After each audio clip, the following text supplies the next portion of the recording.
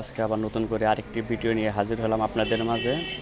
আজকে আমার কাছে দেখেন 48 ভোল্টের দুইটা চার্জার আছে।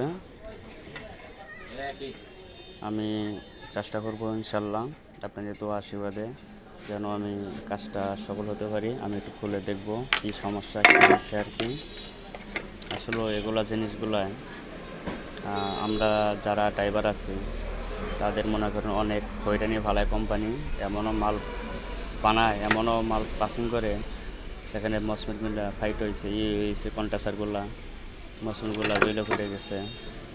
এমনও মালগুলো তৈরি করে এই যে পিছনের সাইডে যেমন ওই পার্টসগুলো দিছে, এই পার্টসগুলা বেশিরভাগ আর কি নষ্ট হয়ে যায়, অতিরিক্ত নষ্ট হয়ে যায়। কারণেই বেচারা লোকগুলা খুব হয়রানি হয়, আমাদেরকেও হয়রানি ভালা।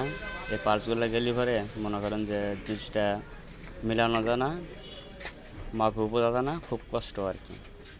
আচ্ছা যা হোক, আমি অনেক চেষ্টা করব মালগুলো ওঠানোর জন্য। আপনারা অবশ্যই পাশে থাকবেন, ভিডিওটা স্কিপ না করে অল ভিডিওটা দেখার জন্য চেষ্টা করবেন।